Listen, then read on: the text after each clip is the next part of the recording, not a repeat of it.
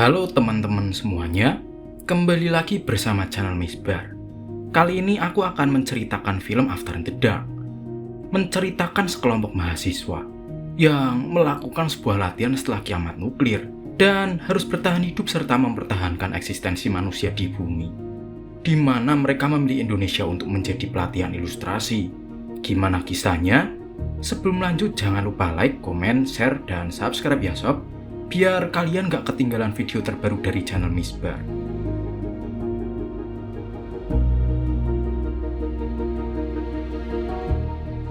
Film diawali dengan dua orang yang sedang bercocok tanam. Seorang wanita bernama Petra dan pacarnya bernama James. Petra segera bergegas untuk pergi ke kampus, sedangkan James sempat melanjutkan tidurnya sehingga dia terlambat ke kampus. Dengan panik dia bergegas dan berlari menuju kampusnya, di mana dapat terlihat dia berada di Indonesia. Akhirnya dia sampai di kampusnya. Untungnya dosen ini belum menutup pintu. Kampus ini merupakan sekolah internasional yang berada di Jakarta, yang diajar oleh dosen bernama Dr. Simit, yang berfokus di bidang filsafat. Kampus ini sudah berdiri sejak 20 tahun yang lalu, dan terdapat 20 mahasiswa yang belajar di sana, di mana mereka semua berasal dari berbagai negara. Kini sudah saatnya mereka akan lulus. Dan ini merupakan hari terakhir mereka belajar di sini. Dr. Simit kemudian menguji ilmu mereka untuk berpikir, sebagai persiapan mental mereka di saat menghadapi masa depan. Awalnya Simit memberikan para siswa kesempatan untuk tunjuk tangan, dan menyuruh mereka mempresentasikan sejauh mana logika mereka. Salah satu siswa memberikan ilustrasi, dengan menganalogikan ada 5 orang yang berada di rel, di mana ada terdapat kereta api yang hendak melindas mereka semua. Lalu rel itu dialihkan ke arah lain, di mana hanya ada satu orang yang mungkin akan menjadi korban dan mati. Walaupun dua pilihan itu buruk, tapi dia harus memilih yang terbaik. Seorang siswi bernama Utami mempresentasikan bagaimana cara menguji kesetiaan, yaitu dengan jatuh dari menara dan meminta bantuan rekan-rekannya. Dengan itu dia bisa menguji siapa yang berani berkorban dan siapa yang tak mau beresiko. Tentunya yang setia tidak akan dia tinggalkan. Mendengar presentasi mereka semua, Simit merasa tak puas, karena logika mereka masih mendasar dan belum mendalam sepenuhnya. Tentunya Simit ingin menguji kemampuan logika mereka dengan mendalam. Awalnya dia menyuruh mereka berpikir, untuk mencari wilayah paling aman ketika pasca apokaliptik melanda. Setelah berunding panjang, akhirnya para siswa memilih wilayah Indonesia, karena wilayah ini memiliki iklim yang bersahabat, dan tentunya sumber daya alam yang mudah dijangkau untuk bertahan hidup. Simit menyuruh siswa untuk berfokus membayangkan bahwa mereka saat ini berada di Jawa, tepatnya di Prambanan, yang kondisinya telah dikepung oleh ledakan bom nuklir. Simit mengeluarkan alat radiologinya, lalu mengibaratkan bahwa dia telah membuat bunker bawah tanah, tepat di bawah Candi Prambanan. Dia memilih tempat itu karena batu-batu di candi itu terbukti sangat kuat dan kokoh untuk tempat berlindung. Dia membawa semua siswa ke dalam bunker dengan sensor yang canggih dan memiliki pintu kaca yang dibuat khusus untuk ledakan. Tujuannya agar mereka bisa memantau kondisi luar. Tak hanya itu, bunker ini didesain sangat mewah dan memiliki cadangan makanan yang bisa menunjang kehidupan selama setahun. Tapi masalahnya persediaan di bunker ini hanya cukup untuk 10 orang. Tabung oksigen juga hanya tersedia 10 tabung, dan oksigen itu wajib digunakan ketika bencana melanda. Tapi Simit menegaskan bahwa bencana akan berlangsung selama 1 tahun. Jika oksigen itu dibagikan, maka mereka hanya akan bertahan selama setengah tahun. Dan tentunya mereka semua akan berakhir mati. Mereka keluar untuk melihat debu nuklir yang semakin mendekat. Dan mereka hanya memiliki waktu 1 jam saja. Hanya satu pilihan yang harus mereka ambil, yaitu dengan membuang orang-orang yang tak layak untuk masuk. Simit kemudian mengibaratkan bahwa mereka memiliki profesi yang berbeda-beda, dan dari profesi itu mereka dapat mengetahui siapa yang berguna atau tidak. Mereka semua memperkenalkan profesi mereka, sesuai kartu yang telah dibagikan secara acak oleh Simit. Setelah mendengar semua profesi mereka, Simit langsung membunuh salah satu siswa, karena hanya memiliki profesi karyawan. Petra pun histeris melihat pembunuhan itu.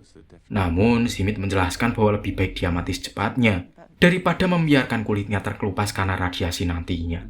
Agar adil, Petra menyarankan untuk melakukan voting dan bermusyawarah. Semua pun menunjukkan opini mengenai kelebihan dan fungsi yang mereka punya. Sebagai contoh Georgina, yang mana dia adalah seorang dokter dan ahli dalam bidang kesehatan. Tentunya dia sangat dibutuhkan ketika bertahan hidup, sekaligus berguna di masa depan nanti. Lalu James yang berprofesi sebagai petani, yang tentunya sangat dibutuhkan juga. Petra yang memiliki keahlian di bidang elektronik, tentunya juga sangat dibutuhkan. Lalu yang lain seperti Rase yang profesinya hanya sebagai pemain gitar, tentu dia tak berguna untuk siapapun, jadi dia disisihkan. Salah satu siswa bertanya kepada Simit, kenapa dia tak ikut serta dalam voting itu. Dia pun menegaskan bahwa dia diibaratkan pemilik bunker itu. Dan hanya Simit yang tahu bagaimana cara mengoperasikannya. Setelah voting akhirnya 11 orang berhasil disingkirkan. 10 orang yang lain resmi terpilih termasuk Simit, Utami, Peter, dan James. Tak lama kemudian debu nuklir semakin mendekat dan bersamaan dengan suara tembakan. Semua berkumpul dan menyaksikan pembunuhan 11 orang yang dilakukan oleh Simit, di mana dia beralasan bahwa dia membantu mereka mati daripada terkena radiasi. Petra tak suka melihat aksi Simit yang seenaknya. Seharusnya mereka harus bermusyawarah terlebih dahulu sebelum membunuh. Kini Petra telah menyuruh kekasihnya yaitu James untuk menyingkirkan Simit. Secara diam-diam, James memberitahukan semua orang agar melakukan rencana untuk menyingkirkan Simit. Pintu bunker pun dibuka oleh Simit. Namun saat dia keluar sebentar, para siswa mendadak menguncinya dari dalam, sehingga Simit pun terjebak di luar. James menutup pintu kaca, dan mereka semua yang terpilih pun langsung melakukan apapun sesuka mereka. Di dalam sana mereka mulai bingung, melihat benda-benda baru yang tak mereka ketahui. Mereka semua tidur, di mana malam itu kondisi luar telah terpapar oleh radiasi nuklir. Petra yang penasaran dengan kondisi luar, kemudian dia pergi ke depan untuk melihatnya dari balik kaca. Tampak Jimit yang kulitnya telah melepuh terpapar oleh radiasi. Lalu dengan lemas dia menunjukkan tulisan yang bertuliskan bahwa hanya dialah yang tahu kode kunci untuk membuka pintu kaca itu. Petra langsung panik dan memanggil teman-temannya. Di sini James mulai cemas. Bagaimana jika pintu benar-benar tak bisa dibuka setelah melewati setahun? Tapi siswa lainnya yang tetap membenci Jimit percaya jika Jimit pasti berbohong. Mereka juga tak berani membuka pintu untuk saat ini, mengingat radiasi masih tersebar di udara. Saat ini pilihan mereka hanyalah menunggu sampai 1 tahun berlalu. Hari-hari mereka lalui seperti biasa, sementara Petra hanya bisa menatap tubuh Simit yang mulai membusuk. Mereka melakukan apapun tanpa aturan, sehingga belum sampai 1 tahun cadangan makanan mereka telah habis. James dan yang lainnya akhirnya memutuskan untuk keluar dari bunker. Upaya apapun mereka lakukan untuk membobol pintu kaca itu, tapi pintu itu tetap saja kokoh. Mereka semua pun menyesal, hanya karena menyingkirkan 1 orang karena emosi, kini orang banyak yang menjadi korbannya. Tentu pada akhirnya mereka pun mati karena kelaparan. Uji logika pertama akhirnya gagal mereka lalui. Jimit menasihati mereka agar berpikir lebih kritis sebelum melakukan tindakan. Walaupun mereka sudah tahu bahwa Jimit pemilik bunker itu, tapi mereka masih tega menyingkirkannya hanya karena 1 kesalahan. Di sini para siswa mendapatkan pelajaran dari ilustrasi pertama itu. Dan Jimit pun memulai ilustrasi kedua yang berlokasi di Gunung Bromo. Dia tetap berperan sebagai pemilik bunker yang memiliki wewenang untuk mengatur. Sedangkan kartu profesi yang dibagikan sebelumnya ternyata berisi detail tambahan. Misalnya Georgina yang sebelumnya terpilih untuk masuk ke bunker dalam profesinya sebagai dokter. Tapi penjelasan berikutnya mengatakan bahwa dia terjangkit virus Ebola ketika merawat pasien, sehingga dia pun ditolak memasuki bunker karena potensinya yang dapat membunuh para survivor. Sedangkan Petra dan James masih dipilih. Meskipun James berprofesi sebagai petani tapi dia gay, namun dia masih berguna untuk mengelola tumbuhan di masa depan. Semua pun saling memperkenalkan profesi serta riwayat tambahan yang mereka miliki. Siswa lain yang tak terpilih akhirnya memilih kabur menggunakan mobil daripada ditembaki oleh Jimit. Tapi pada akhirnya mereka semua tewas karena ledakan nuklir.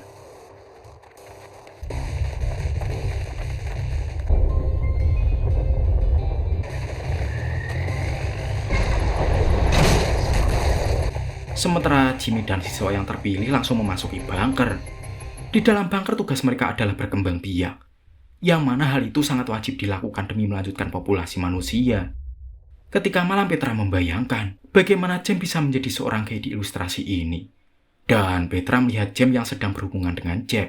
Melihat itu Petra sempat cemburu. Tapi James mencoba menjelaskan kalau ini hanyalah ilustrasi. Mereka semua membicarakan mengenai pasangan masing-masing, di mana di bunker ini hanya tinggal 6 pria dan 4 wanita. Akhirnya resmi ditetapkan bahwa ada 4 pasangan, kecuali James yang dikarenakan gay. Dan tentunya dia berpasangan dengan sesama pria. Mereka mulai berkembang biak di malam itu, yang mana Petra terpaksa berpasangan dengan Jimmy. Tentunya itu akan menambah kecemburuan James sebagai pacar asli Petra. Setelah 2 bulan lebih tidak ada kehamilan, Jimmy berpendapat bahwa mereka perlu berganti pasangan. Mereka harus bergotong royong sampai mereka berhasil mengandung. Tapi salah satu siswa bernama Bonnie menolak keputusan Jimmy itu, karena dia masih memiliki harga diri dan tak mau menerima lelaki semau mereka. Mendengar penolakan itu, Jimmy pun marah. Lalu dia mengurung kelompok dan hanya menyisakan Bonnie yang siap untuk dibunuhnya. Jimmy pun mulai membidik kepalanya. Untungnya Jack tertinggal dan melihat aksi Jimmy, sehingga dirinya langsung menyerangnya sebelum dia menembakkan pistolnya. Jimmy dan Jack pun berkelahi, di mana Jack menggunakan pensil untuk menusuk telinga Jimmy, sampai akhirnya membuatnya sekarat. Tahu bahwa dirinya akan mati, Jimmy pun bergegas untuk membuka kode pintu kaca dengan tujuan membunuh semua orang. Hingga pada akhirnya mereka semua mati karena ledakan nuklir. Para siswa kembali gagal melewati ilustrasi kedua ini. Melihat kegagalan ini, Jack mulai curiga dengan Jimmy, lalu menanyakan apa sebenarnya motif Jimmy melakukan ilustrasi kelompok ini. Jack mengatakan bahwa para siswa selalu disalahkan di ilustrasi ini. Lalu dia menanyakan gerak-gerik aneh Jimmy ketika membagikan kartu pemeran secara acak. Jimmy pun mulai salah tingkah ketika Jack menanyainya. Jack dengan cepat mengambil kotak itu, di mana dia membongkar semua kebohongan dalam ilustrasi ini. Ternyata kartu profesi itu telah diatur oleh Jimmy, sehingga dia bisa memberi pemeran seperti yang dia inginkan kepada para siswa. Jack merasa tak adil, karena seharusnya para pemeran dipilih secara acak, dan dia pun juga marah karena peran dirinya yang menjadi seorang gay, sehingga dia selalu terpisah dengan pacarnya yaitu Petra. Kejanggalan ini sebenarnya tak hanya terjadi sekali, tapi juga sepanjang hari-hari sebelumnya. Jack menuduh bahwa Jimmy sengaja memberi peran yang mengerikan pada siswa yang dia pilih, terutama untuk melampiaskan amarahnya. Tapi di sini James juga bingung, karena dia merasa tak punya masalah pada Jimmy. Lalu salah satu siswa pun memutuskan untuk mengulang ilustrasi kembali, di mana mereka mempunyai peran tetap, tapi dengan aturan yang berbeda. Jimmy kemudian memilih wilayah Pantai Belitung untuk tempat persembunyian bunker. Tapi kali ini Petra memohon kepada semua siswa untuk memberinya kesempatan memilih 10 orang yang pantas untuk memasuki bunker itu. Jimmy sekali lagi memperingatkan Petra untuk memilih orang-orang yang hanya memiliki keahlian. Tapi kali ini malah terbalik. Petra malah memilih orang-orang yang sebelumnya tak pernah terpilih dan tidak memiliki peran penting, sehingga tentunya semakin membuat Jimmy kebingungan.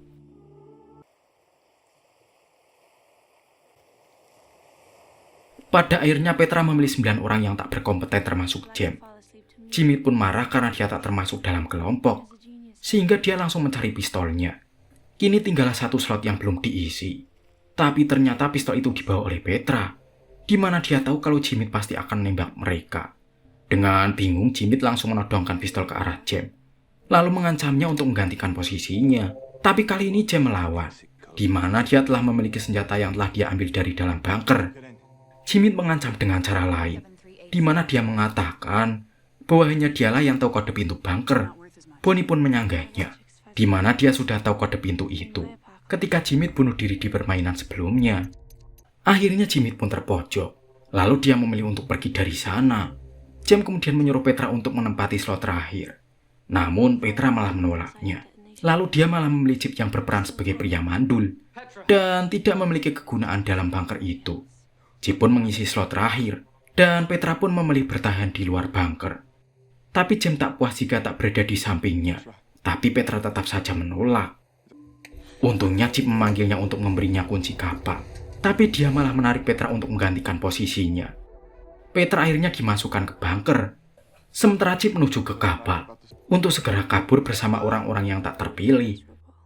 Terlihat kelompok-kelompok yang bertahan di bunker, di mana mereka hidup dengan bebas dan tanpa aturan. Orang-orang yang memiliki keahlian menyimpang akhirnya diberikan kesempatan untuk menghibur. James juga selalu menghabiskan waktunya bersama Petra. Petra pun menjelaskan bahwa hari-hari di bunker itu menyenangkan dan penuh dengan kreativitas, walaupun dia menyadari bahwa dia tak akan bertahan tanpa orang-orang berkeahlian. Tapi setidaknya dia bisa mengakhiri hari-hari akhir dengan menyenangkan. Belum sampai setahun mereka sudah melihat cuaca terik di luar. Mereka pun membuka pintu bunker dengan kode yang telah diberitahu oleh Bonnie. Dan setelah keluar mereka menyadari bahwa bom nuklir tak pernah meledak di wilayah ini. Di luar ilustrasi ini, Jimit menyanggah keputusan mereka, di mana walaupun bom itu tak pernah jatuh di sana, tapi mereka tak akan pernah bisa keluar dari pulau itu, karena mereka bersama orang-orang yang tak memiliki kemampuan. Pendapat Jimit pun kembali disangkal oleh Petra, bahwa dia tak keberatan jika gagal untuk bertahan, karena pada dasarnya semua orang akan mati. Petra malah bersyukur jika dia tahu kematian akan segera mendekatinya. Jadi, di detik akhir hidupnya dia bisa mengisi dengan hal-hal baik, bukan malah sibuk untuk menghindari kematian. Permainan ilustrasi pun dilanjutkan, di mana kelompok mendapati bom yang terjatuh dan gagal meledak. James memilih menekan bom itu dan berniat akan bunuh diri secepatnya.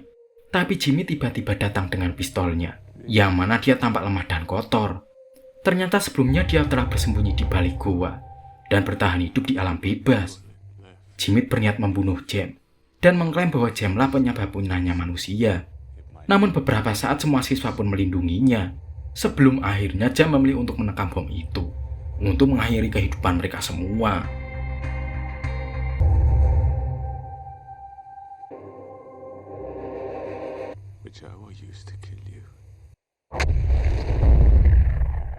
Sebagian siswa pun bertanya, bagaimana kelanjutan cerita mereka yang kabur bersama Chip. Chip pun menjelaskan bahwa dia dan kelompok yang sebagian wanita itu berhasil menemukan pulau lain di luar jangkauan nuklir. Pria-pria yang bersamanya diceritakan mati konyol di pulau itu, sehingga kini tinggal wanita saja yang hidup bersamanya. Karena dirinya mandul, tentunya dia butuh usaha keras untuk membuat hamil para wanita, sehingga Chip pun memiliki ending terbaik dengan bercocok tanam sepuasnya.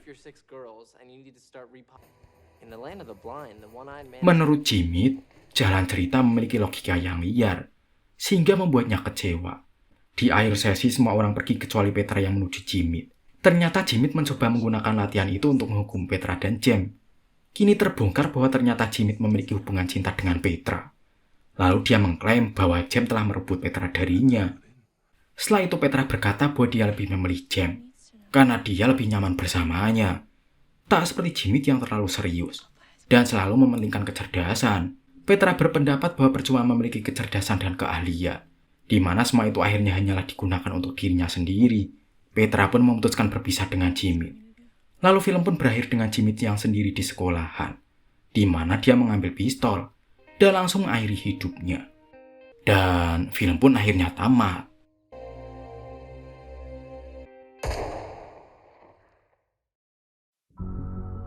Itulah cerita film After the Dark Shop. Semoga kalian suka sama ceritanya. Jangan lupa like, komen, share, dan subscribe sob, biar kalian gak ketinggalan video selanjutnya dari channel Misbar. Aku pamit. Wassalamualaikum warahmatullahi wabarakatuh.